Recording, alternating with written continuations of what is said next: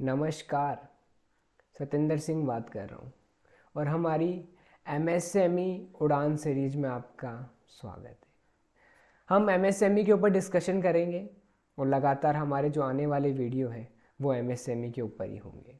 आज हम इसमें डिस्कशन करेंगे कि एमएसएमई क्या है। ये हमारी देश की जीडीपी से लेकर मैन्युफैक्चरिंग से लेकर एक्सपोर्ट में कितना इसका परसेंटेज है, कितने परसेंटेज ये लोगों को रोज़गार देता है।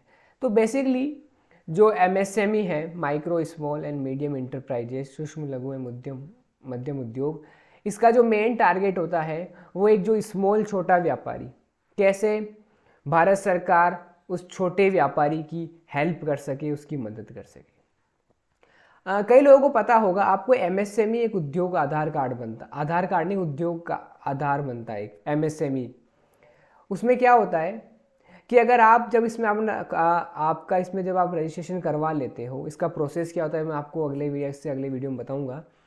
जब आप इसका रजिस्ट्रेशन करवा लेते हो तो उससे क्या होता है कि जो सरकार की कई योजनाएं हैं उससे एक छोटे व्यापारी को हेल्प मिलती है, मदद मिलती है। अगर इससे क्या होता है, दूसरा फ़ायदा कि आप जो कभी लोन के लिए अप्लाई करते हो तो आपका जो इंटरेस्ट रेट है वो कई थोड़ा इससे कम परसेंटेज होता है, मे भी जहाँ तक मुझे पता है। तो आपको एमएसएमई जो उद्योग आधार होता है उनका, उसमें आपको रजिस्ट्रेशन करवाना चाहिए, विशेषकर जो एक छोटा व्यापारी है उसको। एमएसएमई आज हमारे देश में, हमारे देश की जीडीपी में 30% कॉन्ट्रीब्यूशन एमएसएमई करता है, एमएसएमई सेक्टर करता है। हमारा एक्सपोर्ट 48% एमएसएमई कॉन्ट्रीब्यूशन करता है, जो हम निर्यात करते हैं दूसरे देशों में। हमारा मैन्युफैक्चरिंग जो डिपार्टमेंट है उसमें 33% एमएसएमई का कॉन्ट्रीब्यूशन है। आज एम्प्लॉयमेंट अगर देखा जाए तो 11.25 करोड़ लोगों को रोजगार एमएसएमई सेक्टर दे रहा है। तो देखा जाए ओवरऑल एमएसएमई कोई छोटा डिपार्टमेंट नहीं है, कोई छोटा माध्यम नहीं है। देश में आप देखो ना, देश की 30% जीडीपी को कंट्रीब्यूशन कर रहा है एमएसएमई। हमारे देश में एक दिन में 1000 एमएसएमई निकल के आते हैं। रदर देन अगर हम चाइना की बात करें तो चाइना में एक दिन में 17,000 एमएसएमई निकल के आते हैं, यानी कि चाइना हमसे काफ़ी आगे है। देखा जाए तो 16,000 कम एमएसएमई हमारे देश में साइड अपोजिट चाइना से हमारे देश में ज़्यादा निकल के आते हैं। चाइना में 17,000 एमएसएमई निकलते हैं, एक दिन की बात कर रहा हूँ, और वहीं इंडिया में 1,000 एमएसएमई निकलते हैं। अब रीज़न क्या है इसका? रीज़न ये है कि चाइना एक डेवलप देश है और हम एक हम विकासशील देश हैं। वो विकसित देश है चाइना और हम विकासशील देश हैं। हम लगातार निरंतर हम विकास करते जा रहे हैं। तो जो मेरा फोकस रहता है वो ज़्यादा मैं यूएस की मार्केट, यूके की मार्केट, चाइना, वो मार्केट ज़्यादा मैं स्टडी करता हूँ, क्योंकि वहाँ जो ट्रेंड चल रहा है ना, वो ट्रेंड अगले 6 मंथ में इंडिया में आने वाला है। तो मैं वहाँ के मार्केट को देखता रहता हूँ, वहाँ पे क्या चल रहा है, वहाँ पे क्या नई चीज़ आ रही है जो हमारे इंडिया में आने वाली है। तो वहाँ के मार्केट को मैं ज़्यादा स्टडी करता रहता हूँ। लेकिन इंडिया में अभी बहुत स्कोप है।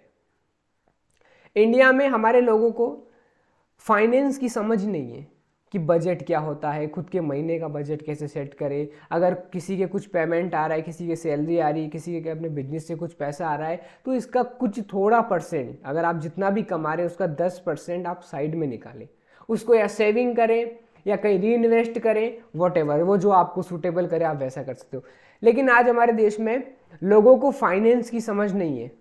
ओनली हमारे देश में मैं अभी रिसेंटली पढ़ रहा था, 24% लोगों को हमारे देश में फाइनेंस की समझ है। और जो ये मार्केट अभी जो बाकी है, 76% लोगों को पता ही नहीं है फाइनेंस क्या होता है, बजटिंग क्या होती है, कि अगर सैलरी का कुछ पूरा हिस्सा आ रहा है तो इसको कहीं थोड़ा इसका 10% इसका जो हिस्सा निकाल के हम कहीं इसको री इन्वेस्ट कर सकते हैं, कहीं दूसरी जगह लगा सकते हैं। इंडियन फैमिली में आज देखा होगा बहुत कम इंडियन फैमिली होगी जो अगले 6 महीने का, अगले 12 महीने का रिजर्व फंड जिसको बोलते हैं वो लेके चलती है। कोई नहीं लेके चलता। फ्यूचर की प्लानिंग के लिए पैसा कोई इतना सेव करके चलता ही नहीं है। वो देखता है कि हाँ, जब ऐसा कोई फ्यूचर में तकलीफ आएगी तो हम किसी से हेल्प ले लेंगे, हम लोन ले लेंगे। और वो लोन के ट्रैक में एक छोटा व्यापारी इतना फंस जाता है कि उससे फिर वो बाहर निकलने की जितनी कोशिश करता है उसमें उतना ही फंसता जाता है। तो ये जो हमें MSME के ऊपर हम जो डिस्कशन का हमने जो ये डिसीजन लिया है, ये मुझे लगता है ये राइट डिसीजन है। हमारे देश में छोटे व्यापारी पर डिस्कशन करना चाहिए, क्योंकि मैं मानता हूँ ये एक बहुत बड़ी साइड है। पहले मुझे इतना कम्युनिकेशन करने का, लोगों से बातचीत करने का मुझे पहले इतना इंटरेस्ट नहीं था, लेकिन जब से मैंने MSME की सीरीज स्टार्ट करी है, मैं जब भी कहीं बाहर निकलता हूँ, मैं जब भी कभी बस में ट्रैवल करता हूँ, अपने कोचिंग की साइड जाता हूँ, तो मेरे को काफ़ी लोग मिलते हैं, मैं उनसे खुद डिस्कशन करता हूँ। कभी देखना, कभी भी है ना, एक हाथ से ताली कभी नहीं बजती, दोनों हाथ चाहिए तब ताली बजती है।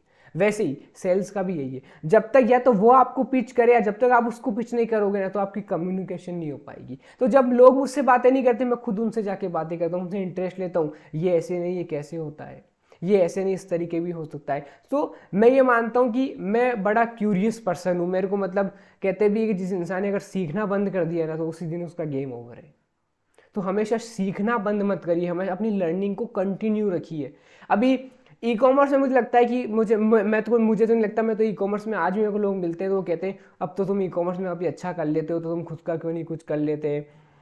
आएगा टाइम जब कुछ करेंगे, लेकिन आज भी जब मैं उनको, वो मुझे कहते हैं कि अब तो ई कॉमर्स तेरा जो पार्ट है वो काफ़ी तरह स्ट्रॉन्ग हो गया, तू काफ़ी चीज़ कर सकता है ई कॉमर्स में, तो मैं उनको आज भी एक बात कहता हूँ कि मुझे ई कॉमर्स आता ही नहीं है।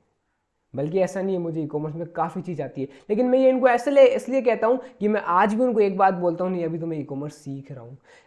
वही है, जिस दिन आपकी वो सीखने की इच्छा खत्म हो गई ना, आपका गेम ओवर है। आपको ऐसा लगने लगा नहीं इस फील्ड में मुझे सब कुछ आता है, मुझे कुछ सीखने की जरूरत नहीं है, उस दिन आपका गेम ओवर है। तो आपके मन के अंदर वो इच्छा रखिए, अपना जो सीखने की जो इच्छा है उसको कभी खत्म ना होने दें। अगर आपने वो सीखने की इच्छा खत्म हो गई ना, उसी दिन से आपकी ग्रोथ रुक जाएगी। तो अपनी जो कंटिन्यू लर्निंग है उसको कंसिस्टेंसी से उसको बरकरार रखिए। MSME पर अगला हमारा वीडियो, हमने इस पे तो मैं इतना डिस्कशन नहीं किया मैंने इतना, लेकिन अगला जो वीडियो है मेरा वो बड़ा इंटरेस्टिंग होने वाला है। क्यों? अगला वीडियो हमने AI का, आपने नाम सुना होगा। कई लोग ना इंडिया में विडम्बना के आए कि लोग चीज़ें सब कुछ जानते हैं।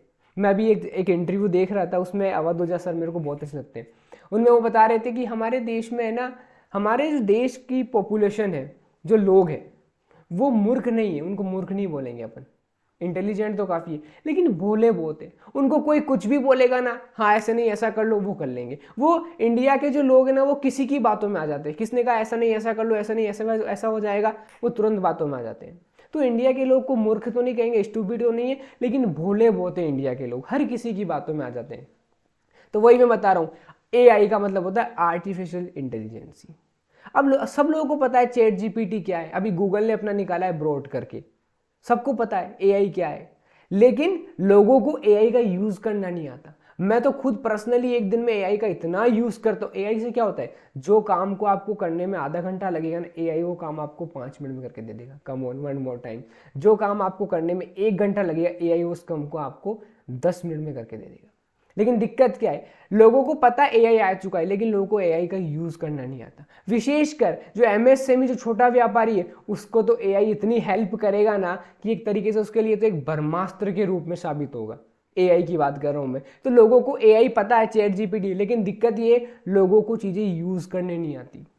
कई लोग तो पूरा अपना होमवर्क तक करवा लेते हैं AI से, और पूरा ऐसा कैसा कॉपी पे छाप देते हैं। AI इतना हेल्पफुल टूल है ना, तो गाइज AI का जो आपका इतना हेल्पफुल टूल है, उससे सीखो, और उससे अपने जो ऐसा काम है जो आपको नहीं करना, वो आप उससे करवाओ, बहुत चीज़ें आपकी हेल्प करके देगा। तो वही है, अगला हमारा MSME के ऊपर जो वीडियो है वो AI से बनाया है मैंने, इसलिए इसमें खैर वो वीडियो इंग्लिश में होगा, तो एक बार अगर आप लैंग्वेज नहीं समझ पाओ तो ये बेसिक इंग्लिश है, उसमें इतना कोई हार्ड वो नहीं है। लेकिन जो इसमें जो पीछे का जो एनिमेशन है, जो इसमें टेम्पलेट चीज़ें चेंज होके आएगी, जो इसमें कुछ वर्ड आएंगे, और जो इसने जिस तरीके से वो प्रेजेंटेशन फिल की है, वो बहुत अमेजिंग होने वाली है। तो अगला वीडियो ज़रूर देखना। ये इसमें मेरी न आपको इमेज दिखेगी, ना मेरी वॉइस आएगी उसमें, ना मैं आपको ऐसा प्रेजेंट रूप में दिखूंगा, नहीं। वो हमने वीडियो अगला MSME के ऊपर AI के ऊपर बनाया है।